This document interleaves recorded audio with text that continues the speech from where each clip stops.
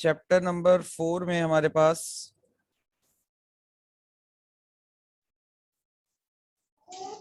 जो टॉपिक्स हैं वहां से चैप्टर नंबर 4 में हमारे पास बड़े मुख्तसर से टॉपिक्स हैं और बड़े तफसीली टॉपिक्स भी हैं देखा जाए तो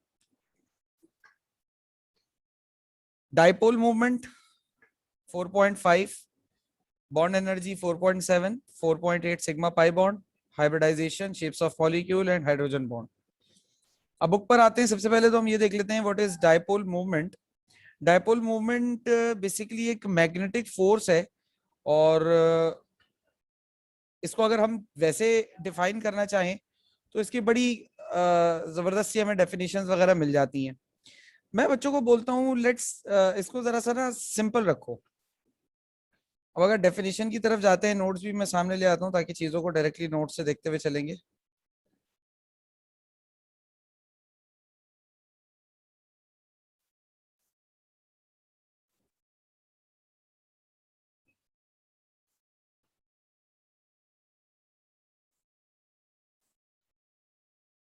ये आ गया डायपोल मूवमेंट पे। अच्छा, ये तो कार्बन डाइसल्फाइड का डायपोल मूवमेंट है। डायपोल मूवमेंट की डेफिनेशन क्या है? Dipole movement, the degree of polarity of a molecule express in terms of dipole movement. मतलब किसी मॉलिक्यूल पर कितना चार्ज है, इस चीज को हम कहते हैं डायपोल मूवमेंट। अच्छा, वैसे अगर हमें बड़ी जरूरत पड़ती है जब हम बहुत हायर लेवल की बात कर रहे होते हैं ना मॉलिक्यूलर स्ट्रक्चर्स में और मॉलिक्यूलर थ्योरीज के अंदर, तो हमें वहां पे डायपोल मूवमेंट की बहुत अशद जरूरत रहती है। लेकिन फिल वक्त जो आपका कोर्स है वो बड़ा सिंपल है डायपोल मूवमेंट के हवाले से। मतलब ये कि जैसे अगर फॉर एग्जांपल डायपोल मूवमेंट की हम बात करें, हम नॉर्मली मॉलिक्यूल्स को ड्रॉ करते हैं। मैं अभी चैप्टर 4 पर हूं, यहां पर से हम चैप्टर 4 देख रहे हैं।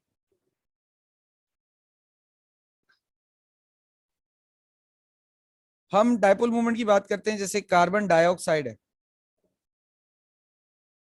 ठीक है। डायपोल मूवमेंट को हम एक वेक्टर क्वांटिटी की तरह ट्रीट करते हैं जब हम मॉलिक्यूलर स्ट्रक्चर ड्रॉ करते हैं। तो अब जैसे ये मॉलिक्यूल्स दो मैंने अभी आपके सामने बनाए, अगर मैं इनकी वेक्टर फोर्स ड्रॉ करने की कोशिश करूं तो वेक्टर फोर्स में इनकी किस तरह से ड्रॉ कर सकता हूं? जो भी सेंट्रल एटम है ना बेटा, उससे कॉर्नर एटम्स की तरफ आप एक एक वेक्टर एरो ड्रॉ कर लें। ये सेंट्रल एटम है कार्बन, यहां से ऑक्सीजन की जानिब। ये सेंट्रल एटम है कार्बन, यहां से ऑक्सीजन की जानिब। तो इस तरीके से आपका दो एरोज बनेंगे। बल्कि मुझे इनको सेपरेट रखना चाहिए था, बेहतर वो होता।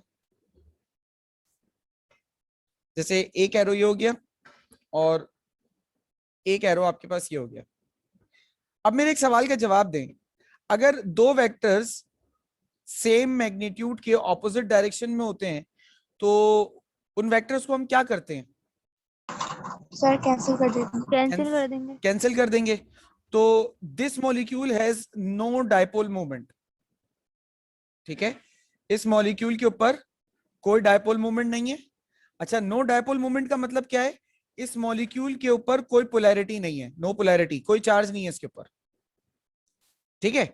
अच्छा, अब इसी तरीके से ये वाला जो मॉलिक्यूल है इसको देखो, इसमें सेंटर एटम कार्बन है, उससे एक इस हाइड्रोजन की तरफ एरो आ रहा है, एक इस हाइड्रोजन की तरफ आ रहा है, एक इस तरफ और एक इस तरफ। जब चारों एरोज को मैं अलाइन करूंगा इस तरीके से, तो अब मुझे आप बताइए कि आपको क्या लगता है, is there any magnetic polar movement or not? Is there any dipole movement? No, no no dipole. Sir. अच्छा, नो डायपोल मूवमेंट का मतलब क्या है? नो डायपोल मूवमेंट का मतलब क्या है? No polarity, no polarity. ठीक है। ये है बहुत सिंपल सी बात। अच्छा, अब अगर मैं बात करूं फॉर एग्जांपल NH3 की, आप मुझे बताओ क्या इसे देखकर बता सकते हो कि इसमें डायपोल मूवमेंट है या नहीं है? है। होगी। होगी। यस सर है। अच्छा, कौन सी वाली बैलेंस हो रही है? ये वाली दो बैलेंस हो रही है। कौन सी बैलेंस नहीं हो रही? अपवर्ड फोर्स बैलेंस नहीं हो रही है। तो हमें इस बात से कोई गर्ज नहीं है कि कौन सी साइड की फोर्स बैलेंस नहीं हो रही। हमारा गर्ज सिर्फ और सिर्फ इस बात से है कि इसमें डायपोल मूवमेंट है। जी है सर। जब डायपोल मूवमेंट है तो बेटा इसके अंदर पोलैरिटी है, खत्म हो गई बात। समझ गए?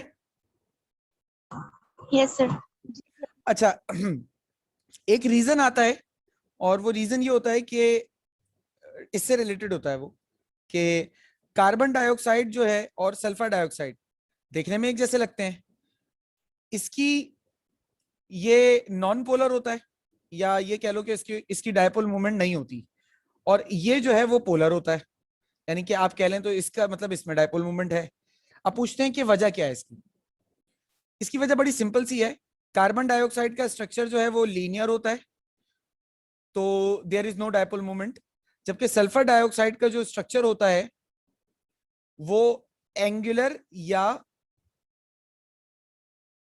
बेंट होता है, इसे एंगुलर स्ट्रक्चर कहा जाता है। एंगुलर स्ट्रक्चर होने की वजह से इसके अंदर डायपोल मूवमेंट होता है, तो ये इसलिए पोलर भी होता है। रीजन समझ में आ गया बेटा? Yes sir. रीजन आता है, पूछते हैं कि कार्बन डाइऑक्साइड और सल्फर डाइऑक्साइड में सल्फर डाइऑक्साइड पोलर है, कार्बन डाइऑक्साइड पोलर नहीं है, क्यों? बिकॉज कार्बन डाइऑक्साइड का स्ट्रक्चर लीनियर होता है, तो it is of no, it has no dipole moment. Sulphur dioxide का स्ट्रक्चर एंगुलर या बेंट होता है, तो it has dipole moment. Simple, बस ये बात है। ठीक है? जी सर। Yes sir. ओके, तो डायपोल मोमेंट के बाद अगली बात हमारी क्या है? रिड्यूस फोर्स की तरफ आए। अगला है हमारा टॉपिक बॉन्ड एनर्जी का।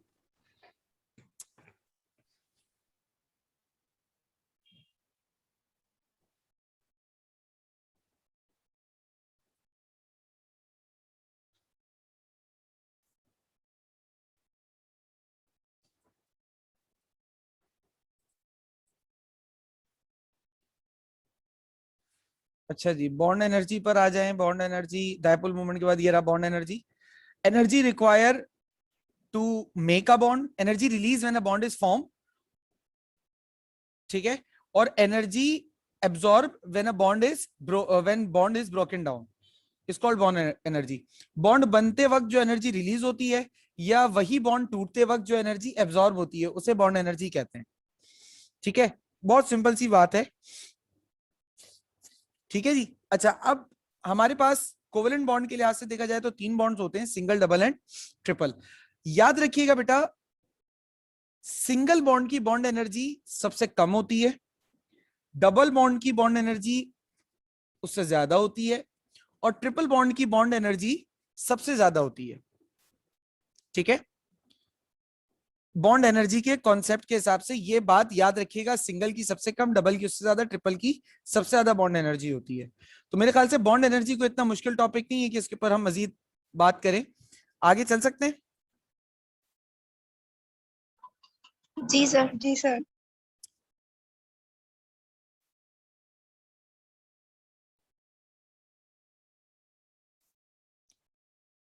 अच्छा जी, बॉन्ड एनर्जी के बाद आ जाते हैं सिग्मा और पाई बॉन्ड पर।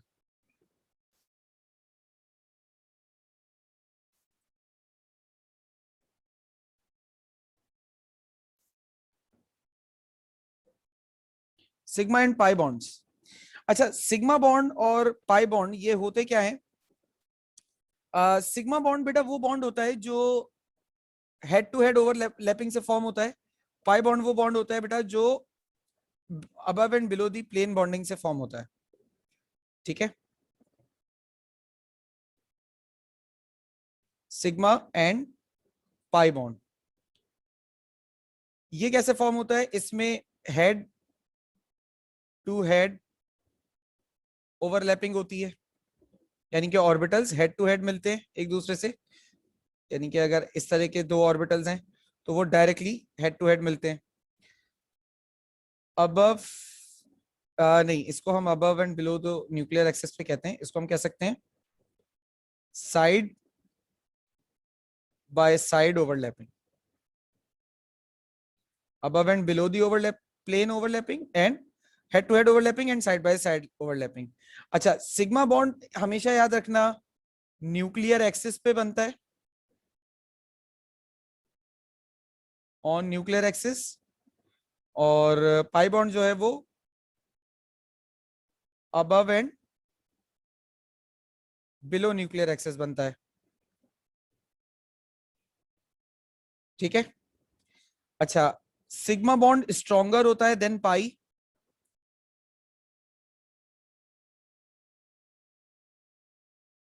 और ये वीकर होता है देन सिग्मा। ठीक है।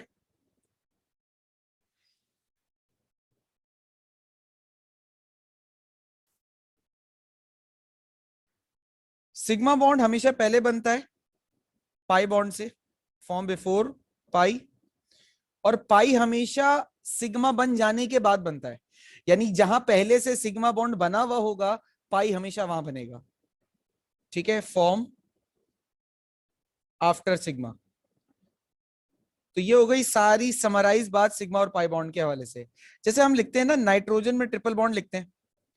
अब आपको ट्रिपल बॉन्ड में पता है कि एक चीज के, इसमें से जो एक होता है बॉन्ड, ये सिग्मा होता है। बाकी जो दो बॉन्ड्स होते हैं वो दरअसल सिग्मा नहीं बल्कि पाई बॉन्ड्स होते हैं। तो पहले सिग्मा बॉन्ड बनता है देन पाई बॉन्ड्स बनते हैं। Is that clear? Yes sir. जैसे आपने हेड टू हेड ओवरलैपिंग दिखाई सिग्मा बॉन्ड की, वैसे पाई बॉन्ड का भी दिखा दे। अच्छा, पाई बॉन्ड Structure. का भी यहाँ पे डायग्राम शायद बनी हुई हो, ये देखो। ये यहाँ पर देख सकते हो स्ट्रक्चर में, ये सिग्मा बॉन्ड हो रहा है यहाँ पर। मैं एक मिनट मार्क कर देता हूँ। ये इसका बेटा सिग्मा बॉन्ड हो रहा है, और ये जो दोनों ऑर्बिटल्स हैं ये पाई बॉन्ड्स बना रहे हैं। देखो यहाँ पर और यहाँ पर ये बन रहे हैं पाई बॉन्ड।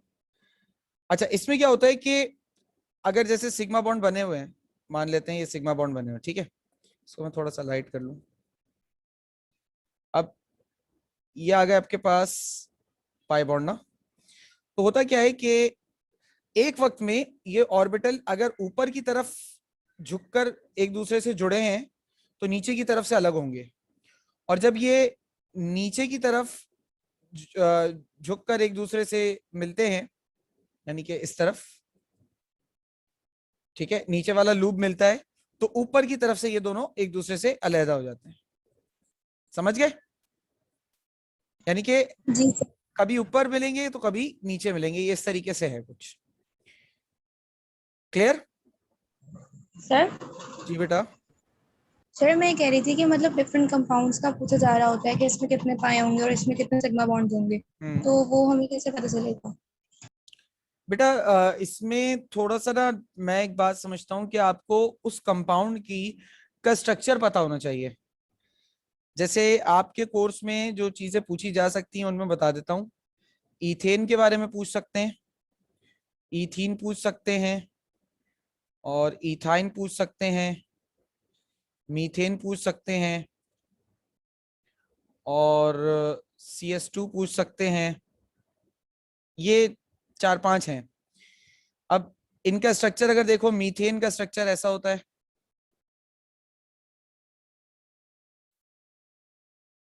ठीक है। अब ये सारे बॉन्ड सिग्मा हैं।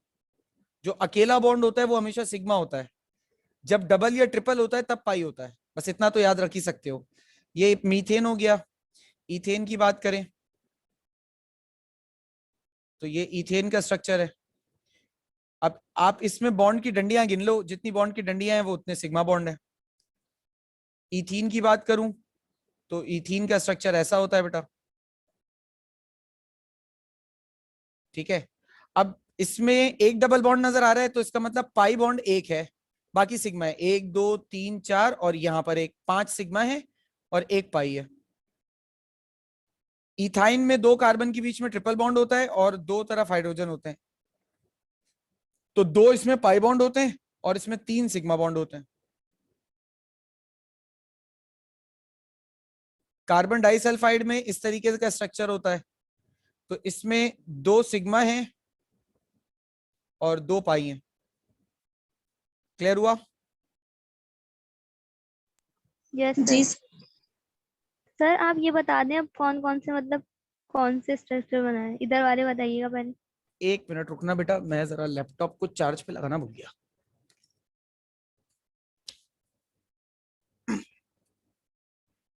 हाँ जी, अब बोलिए।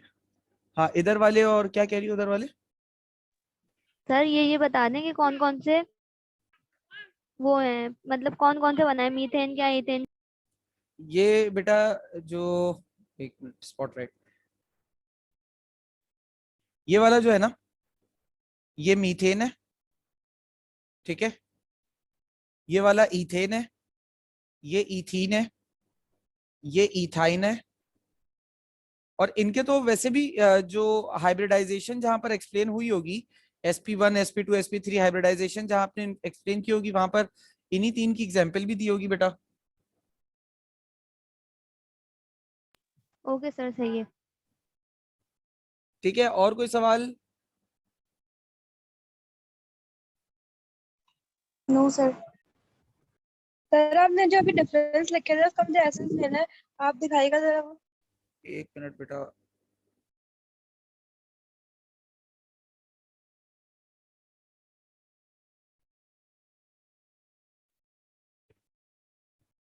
ठीक है जी। जी सर। सिग्मा और पाई बॉन्ड के बाद 4.9 पर आ जाते हैं, hybridisation.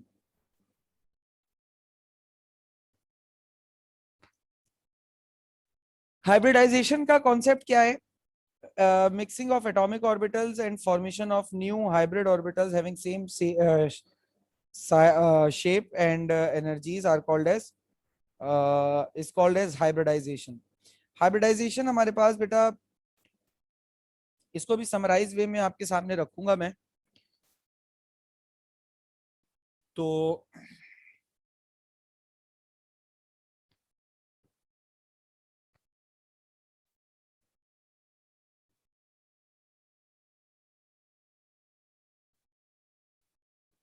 Hybridisation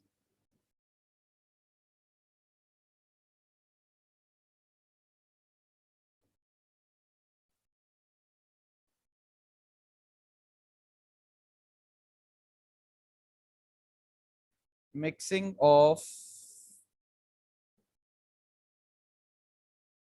atomic orbitals and formation of new hybrid orbitals having same shape and energies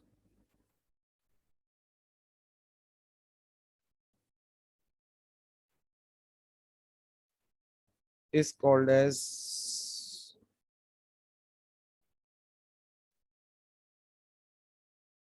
hybridisation. Hybridization का अमल क्या है भाई, कि जब न्यू एटॉमिक ऑर्बिटल्स, मतलब ऑर्बिटल, एटॉमिक ऑर्बिटल्स नए आपके पास हाइब्रिड ऑर्बिटल्स बनाए जिनकी एनर्जी और शेप सेम हो। सवाल ये है कि सर, सबसे पहला सवाल जो आता है वो ये आता है कि सर हाइब्रिडाइजेशन का अमल होता ही क्यों है, मतलब ऑर्बिटल्स को ऐसी क्या जरूरत पड़ी है कि सर वो हाइब्रिडाइजेशन का अमल कर रहे हैं। तो बेटा जरूरत दरअसल ये पड़ी है, मेरी बात को अगर समझें, फॉर एग्जाम्पल HCl के दरमियान बॉन्ड बना है, ठीक है, हाइड्रोजन का ये ऑर्बिटल और शेल और क्लोरीन का ये शेल, ये दोनों आपस में शेयर हुए हैं, कोवेलेंट बॉन्ड शेयरिंग से होता है। दोनों ने अपने अपने एक एक इलेक्ट्रॉन भी दे दिए हैं शेयरिंग के लिए। अब मुझे एक बात बताएं, हाइड्रोजन का S ऑर्बिटल बॉन्डिंग में हिस्सा लेता है, ठीक है, और क्लोरीन का P ऑर्बिटल बॉन्डिंग में हिस्सा लेता है। अगर शेल के हिसाब से बात करें तो हाइड्रोजन का K शेल बॉन्डिंग में हिस्सा लेता है और क्लोरीन का M शेल बॉन्डिंग में हिस्सा लेता है। क्या इन ऑर्बिटल्स की या इन शेल की एनर्जी एक जैसी हो सकती है? हाँ या ना? नहीं सर। नहीं हो सकती। अब ये जो इलेक्ट्रॉन का पेयर है, कोवेलेंट बॉन्ड की थ्योरी के मुताबिक उसको इस एटम में भी रिवॉल्व करना है और इस एटम में भी रिवॉल्व करना है। अब जब दोनों एटम की एनर्जी लेवल्स अलग अलग होंगे, तो इलेक्ट्रॉन जब इस एटम में रिवॉल्व कर रहा है तो हाई एनर्जी गेन करके वो इसमें रिवॉल्व कर रहा है, यहाँ आया, अपने अंदर से एनर्जी निकाले, फिर इसमें चक्कर लगाए, फिर यहाँ वापस वो एनर्जी अपने अंदर डाले, फिर इसमें घूमे। ऐसा तो नहीं हो सकता ना बेटा, क्या कहते हैं? No sir. तो क्यों ना ऐसा कर लिया जाए कि दोनों एटम्स अपने अपने ऑर्बिटल्स की एनर्जी को सेम कर लें। अगर दोनों एटम्स अपने अपने ऑर्बिटल्स की एनर्जी को हमेशा के लिए सेम कर लेंगे तो ये एनर्जी के डिफरेंस का भंड ही हमेशा के लिए खत्म हो जाएगा।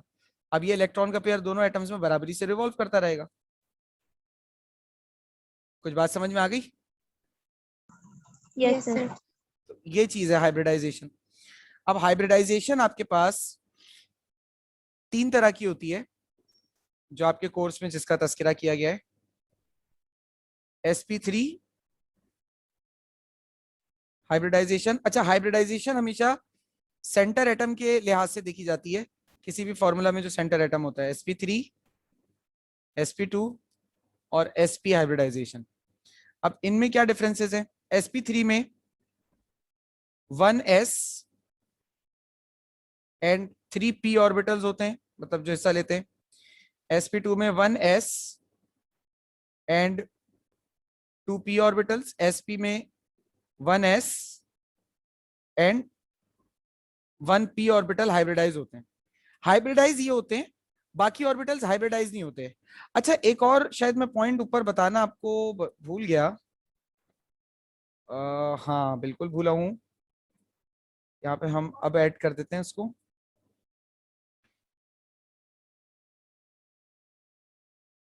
हाइब्रिडाइजेशन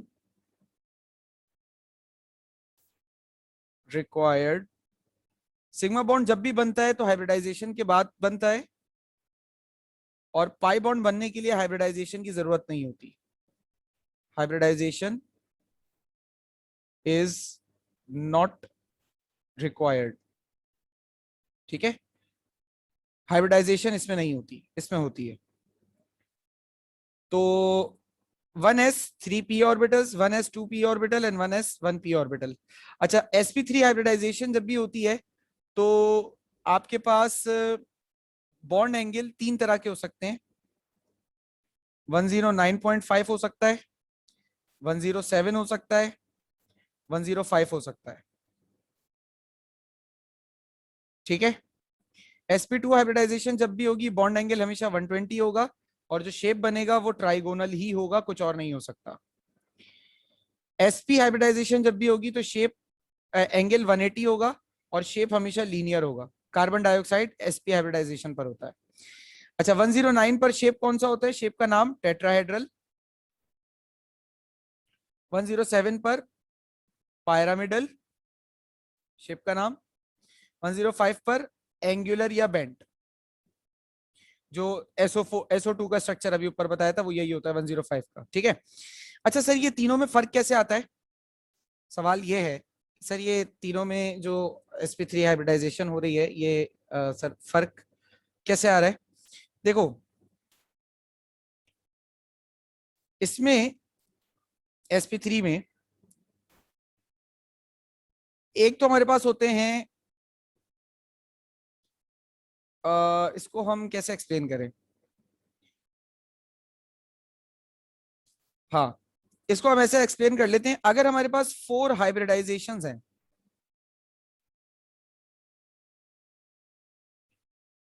तो वो टेट्राहेड्रल स्ट्रक्चर और 10 एंगल पर 109.5 पर जाता है। अगर हमारे पास 3 हाइब्रिडाइजेशंस हैं तो वो लीड करता है इसको, और अगर 2 हाइब्रिडाइजेशंस हैं तो वो लीड करता है इसको। अब सर ये वाली बात समझ नहीं आ रही सर, उसकी वजह ये है सर, देखिए अगर 3 हाइब्रिडाइजेशन है तो वो तो ये है ना, 1 और 2 मिलाकर 3 हो गए। 2 हाइब्रिडाइजेशन है तो 1 और 1 2 मिलाकर ये हो गए। 4 यहाँ है, समझ में आ रही है बात। मैं भी जब कुछ मॉलिक्यूल्स की शेप ड्रॉ करूंगा, सही है ना, तो आपको ये बात बेहतर अंदाज में मैं समझा पाऊंगा। अभी तक फिलहाल हाइब्रिडाइजेशन का अमल क्लियर हुआ। अच्छा, हाइब्रिडाइजेशन आपके कोर्स में एक्सप्लेन होने के लिए भी आ सकती है।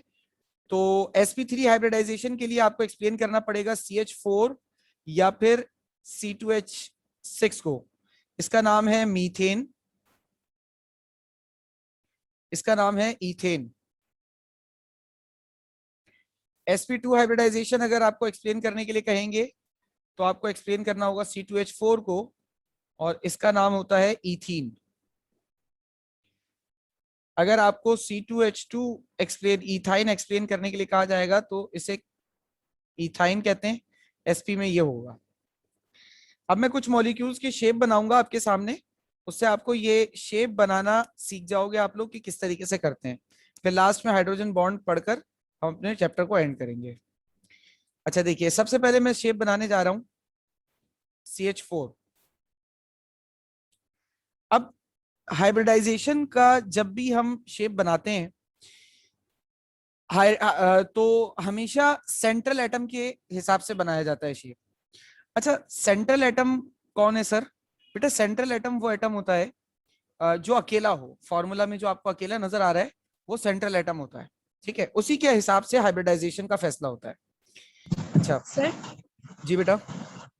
सर आपने जब चैप्टर 4 का टेस्ट दिया था ना, तो आपने कोई ऐसा वो दिया ना जिसमें मतलब कि वो सेंट्रल एटम में वो अकेला नहीं था, तो मुझे उसकी समझ नहीं आई थी वो किस तरीके से होगी। बेटा मतलब C2 था शायद। मुझे याद, C2H4 था, मुझे भी लग रहा है। हाँ C2H4 था ना, तो वो सेंट्रल एटम, उसमें कार्बन होता है ना। ऑर्गेनिक कंपाउंड जितने भी होते हैं उसमें सेंट्रल एटम कार्बन ही लेंगे आप। शायद उसके साथ 2 3 जो भी लगा वो, अगर वो अकेले ना भी हो तो। हाँ सेंट्रल एटम कार्बन ही होता है उसमें, ठीक है? और वैसे भी अगला साल तो ऑर्गेनिक सर केमिस्ट्री और है। ऐसे भी तो देख सकते हैं ना कि 4 है, मतलब H के पास और उसके पास कम है, तो वो भी हाँ ले ऐसे सकते भी हैं। देख सकते हैं, ठीक है? अच्छा, अब इसमें क्या करना है, सबसे पहले सेंट्रल एटम जो है यानी कि कार्बन, इसकी आपने एटॉमिक कॉन्फ़िगरेशन कर लीजिए। 1s2, 2s2, 2px1। इसको एक्सपेंड करके कर रहा हूं ताकि मैं बेहतर अंदाज में आपको समझा सकूं। 2py1, 2pz0। अच्छा, ये कार्बन की कहलाती है ground state electronic configuration. Carbon कभी भी ग्राउंड स्टेट में बॉन्डिंग नहीं करता, वो एक्साइटेड स्टेट में जाके करता है हमेशा, ये याद रखना।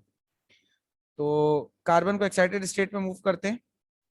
1s2, 2s2, sorry 2s1, 2px1, 2py1, 2pz1। ये है कार्बन की एक्साइटेड स्टेट, ठीक है? अब ये चार आपके पास इलेक्ट्रॉन अनपेयर हैं। अच्छा, इनको अगर मैं बॉक्सेस की सूरत में, ऑर्बिटल्स की सूरत में दिखाऊं,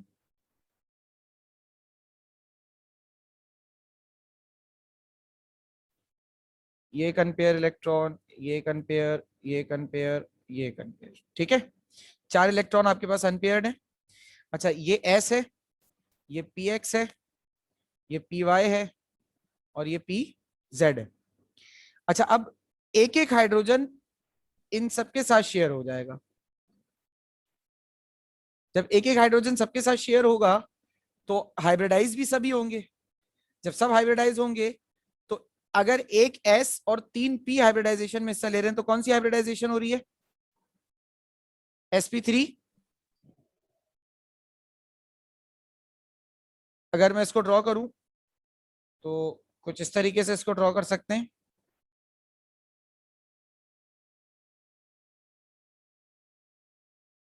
ये हाइड्रोजन, ये हाइड्रोजन, ये हाइड्रोजन, ये हाइड्रोजन, ये इसका शेप हो गया। शेप का नाम टेट्राहेड्रल, बॉन्ड एंगल 109.5 डिग्रीज, ठीक है जी? अच्छा, अब मैं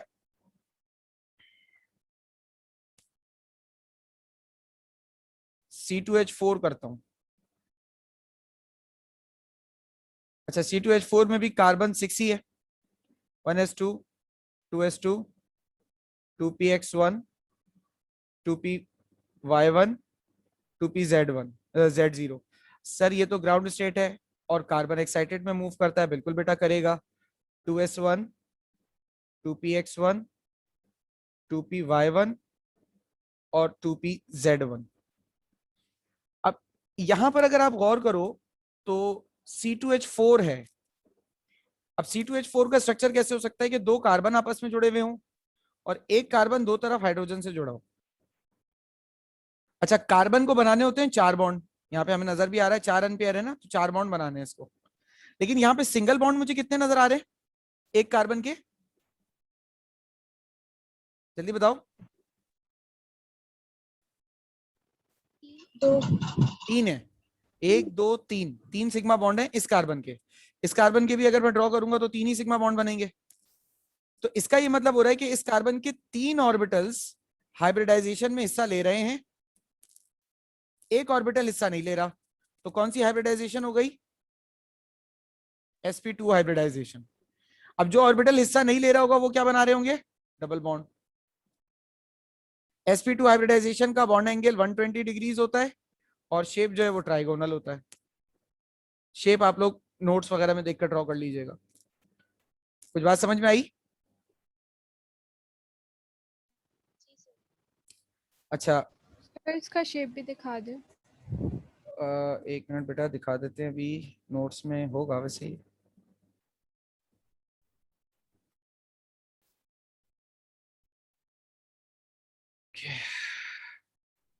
ये लो बेटा, ये इसी का ही शेप है। अब आप देख सकते हो कि ये दोनों आपस में सिंगल सिग्मा बॉन्ड बना रहे हैं। इधर सिग्मा बॉन्ड बन गया, इधर सिग्मा बॉन्ड बन गया। इस कार्बन के भी ये सिग्मा बॉन्ड, ये सिग्मा बॉन्ड। दोनों कार्बन का एक एक ऑर्बिटल अनहाइब्रिडाइज रह गया था। अब ये आपस में क्या कर रहे हैं, पाई बॉन्ड बना रहे हैं। ठीक है जी सर। अच्छा जी। अच्छा भाई देखो, अब हमने NH3 का स्ट्रक्चर ड्रॉ किया। NH3 में नाइट्रोजन सेंट्रल एटम है और 7 इसका एटॉमिक नंबर है। हमने कॉन्फ़िगरेशन करी। अब क्या ये एक्साइटेड स्टेट में आएगा? सबसे पहला सवाल तो बेटा ये एक्साइटेड स्टेट में नहीं आएगा। एक्साइटेड स्टेट में सिर्फ वही एटम्स आते हैं जिनके जिस ऑर्बिटल से हम बॉन्ड बनाना चाह रहे हैं, जिस शेल से, उस शेल में किसी ऑर्बिटल में 2 इलेक्ट्रॉन भी हों और किसी में 0 भी हों। जैसे ऊपर वाले केस में मैं दिखा देता हूं। यहां देखो, सेकंड शेल से बॉन्डिंग हो रही है। अब सेकंड शेल के एक ऑर्बिटल में 2 इलेक्ट्रॉन भी है और एक ऑर्बिटल में एक भी इलेक्ट्रॉन नहीं है, यानी कि 2 भी है और 0 भी है। तो ये एक्साइटेड में आएगा। लेकिन यहाँ पर 2 है लेकिन कोई 0 नहीं है। इस वाले में, इस वाले केस में 2 है बट कोई 0 नहीं है, तो इसलिए ये एक्साइटेड में नहीं आएगा, ये डायरेक्ट बॉन्डिंग होगी। अब आ जाते हैं हम बेरिलियम पे। अच्छा, यहाँ पर जब इसकी बॉन्डिंग होगी तो 3 p ऑर्बिटल बॉन्डिंग में हिस्सा ले रहे हैं, तो that is called p3। But p3 नहीं होता, ये sp3 कहलाता है, सिर्फ p3 नहीं कहलाते हैं। और नॉर्मल sp3 से थोड़ा सा अलग है, क्योंकि इससे ऊपर जो आपने sp3 देखा था उसमें 4 बॉन्ड पेयर थे। देख लीजिए, 1 2 3 4, यानी 4 सिग्मा बॉन्ड्स थे। यहां पर आपके पास 3 सिग्मा बॉन्ड्स हैं और एक लोन पेयर ऑफ इलेक्ट्रॉन है। 1 2 3 sigma bonds and 1 lone pair of electron, यानी कि 3 बॉन्ड पेयर 1 लोन पेयर। ऊपर क्या था, 4 बॉन्ड पेयर। तो ये बॉन्ड पेयर और लोन पेयर की तादाद बदलने से भी शेप का जो एंगल और शेप का जो नाम है, यानी शेप जो है वो बदल जाता है।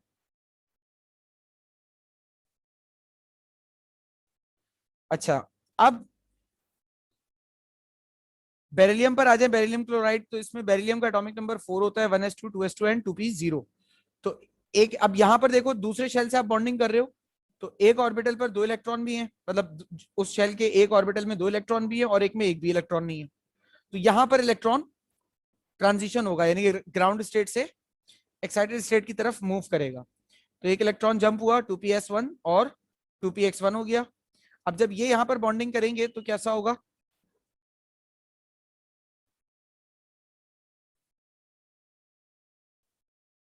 यहां पर तो इलेक्ट्रॉन ही नहीं होगा। अब बॉन्डिंग में हिस्सा कौन लेगा, एक s और एक p, क्योंकि इसके अलावा तो बाकी ऑर्बिटल तो पूरे पूरे खाली ही पड़े ना बेटा। तो ये कौन सी हाइब्रिडाइजेशन हो जाएगी, ये हो जाएगी sp हाइब्रिडाइजेशन। समझ गए? Yes sir. Yes sir. तो ये इस तरीके से मतलब इसको किया जाता है। और ये sp हाइब्रिडाइजेशन हो गई। बॉन्ड एंगल 180 डिग्रीज का होगा। शेप जो है आपके पास वो लीनियर होगा। अब यहाँ पर जो आपके पास मॉलिक्यूल्स हो सकते हैं उनके बारे में मैं बात कर लूं। फॉर एग्जाम्पल, अगर कार्बन और सिलिकॉन होते हैं तो वो sp3 उनका जो, अगर वो sp3 हाइब्रिडाइजेशन कर रहे हैं, कार्बन और सिलिकॉन sp3 हाइब्रिडाइजेशन अगर कर रहे हैं, तो उनका शेप होगा टेट्राहेड्रल। इसी तरीके से अगर वो sp2 हाइब्रिडाइजेशन कर रहे हैं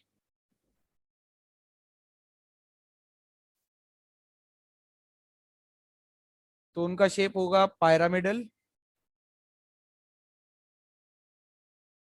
अगर वो sp हाइब्रिडाइजेशन कर रहे हैं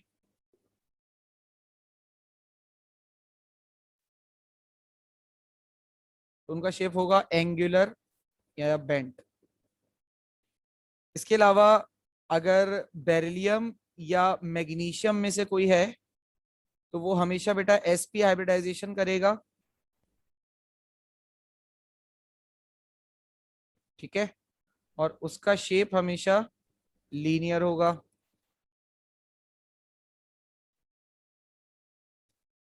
अगर बोरॉन या एल्यूमिनियम में से कोई है तो वो हमेशा sp2 हाइब्रिडाइजेशन करेगा,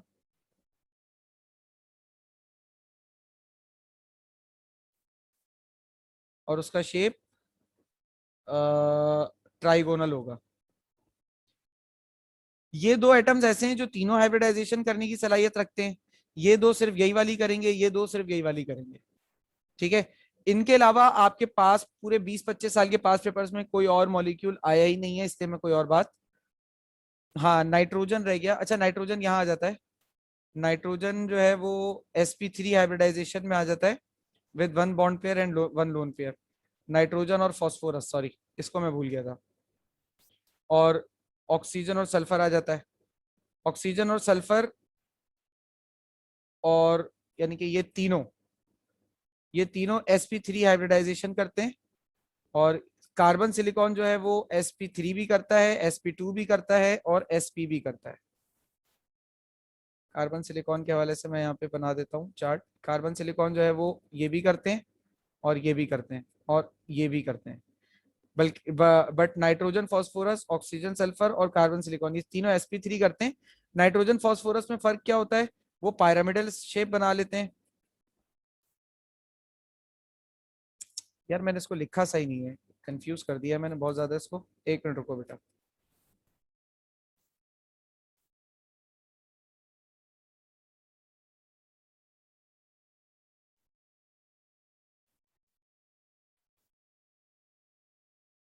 बहुत ज्यादा मैंने खराब खिचड़ी सी पका दी थी। अब मैं इसको सही करके लिख देता हूँ। देखो, कार्बन और सिलिकॉन जो है ये आपके पास sp3, sp2 और sp तीनों कर सकते हैं, ठीक है। और जो इनके शेप्स होंगे वो नाम आपको पता ही है, वो मैं दोबारा नहीं लिख रहा। नाइट्रोजन और फॉस्फोरस sp3 करते हैं, बट कौन सी वाली, 3 बॉन्ड पेयर और 1 लोन पेयर वाली करते हैं। और इसका शेप कैसा होता है, पायरामिडल। ऑक्सीजन और सल्फर जो है वो भी आपके पास sp3 ही करते हैं, बट कौन सी वाली, 2 बॉन्ड पेयर और 1 लोन पेयर वाली। इनका शेप हमेशा एंगुलर होता है, ठीक है भाई। अब ये चीज अगर याद रखोगे तो आप किसी भी मॉलिक्यूल का शेप बनाने में परेशान नहीं होगे, फिर चाहे वो मॉलिक्यूलर ऑर्बिटल थ्योरी के अकॉर्डिंग पूछ लें या हाइब्रिड ऑर्बिटल थ्योरी के अकॉर्डिंग पूछ लें, ठीक है। क्लियर है। Yes yes sir. सर। अच्छा, इसके बाद आखिरी जो टॉपिक है हमारे पास वो है इस चैप्टर का, hydrogen bonding.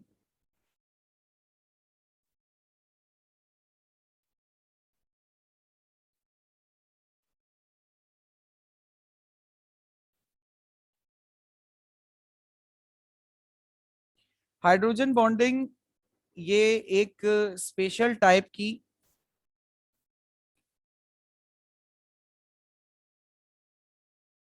Dipole dipole force होती है, special type of dipole dipole force, ठीक है। It is a special type of dipole dipole force. इसमें क्या होता है, मॉलिक्यूल का पार्शियल पॉजिटिव लाजमी तौर पे हाइड्रोजन होना चाहिए, और पार्शियल नेगेटिव जो है वो ऑक्सीजन, नाइट्रोजन या फ्लोरीन में से कोई होना चाहिए, ठीक है। जैसे कि हम एग्जांपल ले लेते हैं वाटर की।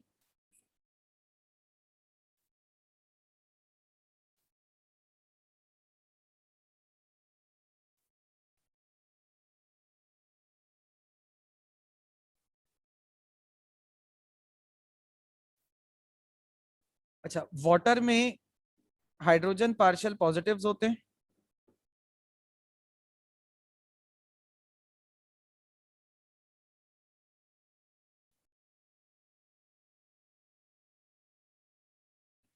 और ऑक्सीजन जो है वो पार्शियल नेगेटिव्स होते हैं।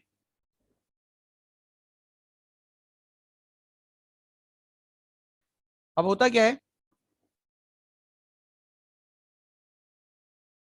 एक मॉलिक्यूल का पार्शियल पॉजिटिव दूसरे मॉलिक्यूल के पार्शियल नेगेटिव के लिए को अपनी तरफ अट्रैक्ट करता है, यानी कि इसका पॉजिटिव इसके नेगेटिव को, इसका पॉजिटिव इसके नेगेटिव को अपनी तरफ अट्रैक्ट करेगा, इसका पॉजिटिव इसके नेगेटिव को अपनी तरफ अट्रैक्ट करेगा, इसका पॉजिटिव इसके नेगेटिव को।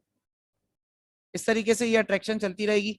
ओवरऑल सारे पानी के मॉलिक्यूल्स में ये अट्रैक्शन हो जाएगी, जिसकी वजह से मॉलिक्यूल्स एक दूसरे के करीब करीब आ जाते हैं। और इसकी बॉन्ड एनर्जी का एक एमसीक्यू है जो मैंने एक आध पेपर्स में देखा था हाइड्रोजन बॉन्डिंग का, वो मैं आपको 20 to 40 kilo joules per mole I think so इसकी बॉन्ड एनर्जी है। लास्ट टॉपिक है आपके बिल्कुल चैप्टर का।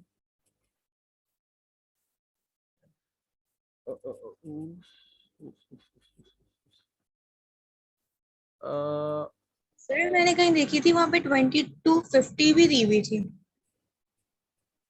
बेटा टेंडेंसी अलग अलग हो सकती है with respect to different sort of partial positive and negative, लेकिन आपकी किताब में जो है ना वो 20 to 40 का है। It is evident from the fact that bond energy of hydrogen bond is 20 to 40 kilo joules per mole. ठीक है जी सर। और यहीं पर ही नॉर्मल कोवेलेंट बॉन्ड्स की बॉन्ड एनर्जी भी लिखी हुई है 150 से 500। तो ये दो वैल्यूज याद रख लेना कि आपको पेपर में एमसीक्यू वगैरह कहीं आ सकता है, टकरा सकता है, तो आपको वहां पे परेशानी ना हो। एक और रीजन आता है आपके पेपर में, HF इज मोर पोलर, यानी कि HF एक मॉलिक्यूल है, HF is more polar than H2O। H2O के मुकाबले में HF ज्यादा पोलर होता है, बट फिर भी बॉइलिंग पॉइंट H2O का ज्यादा होता है और HF का कम होता है। क्यों, ये पूछते हैं। तो इसकी वजह ये है कि वाटर के एक मॉलिक्यूल में दो हाइड्रोजन बॉन्डिंग्स की सलाहियत होती है, because they have 2 hydrogens, and HF के मॉलिक्यूल में सिर्फ एक हाइड्रोजन होता है, तो ओनली 1 हाइड्रोजन बॉन्ड पॉसिबल होता है। ये वाला बॉन्ड जो है ये कोवेलेंट है, ये हाइड्रोजन बॉन्ड नहीं है। HF कैसे हाइड्रोजन बॉन्ड बनाएगा, दूसरे वाले मॉलिक्यूल के फ्लोरीन को अपनी तरफ अट्रैक्ट करके, ये होगा हाइड्रोजन बॉन्ड डॉटेड वाला। ये परफेक्ट वाला हाइड्रोजन बॉन्ड मत समझ लेना। तो इसमें चूंकि एक मॉलिक्यूल एक ही हाइड्रोजन बॉन्ड बना सकता है, ठीक है, H बॉन्ड एक ही बना सकता है, इसमें एक मॉलिक्यूल 2 H बॉन्ड्स बना सकते हैं। तो इस वजह से इनका बॉइलिंग पॉइंट ज्यादा होता है, इसका बॉइलिंग पॉइंट कम होता है। इसका अराउंड 68 70 75 कुछ होता है, और इसका तो आपको पता ही वाटर का 100 होता है। क्लियर? Yes sir. कोई सवाल, कोई कंफ्यूजन बेटा किसी का भी? No sir. सर जी बेटा। सर बॉन्ड, सर आपने बॉन्ड एनर्जी बताई थी हाइड्रोजन बॉन्ड की और कोवेलेंट कंपाउंड्स की जो बताई थी वो रिपीट कर दें।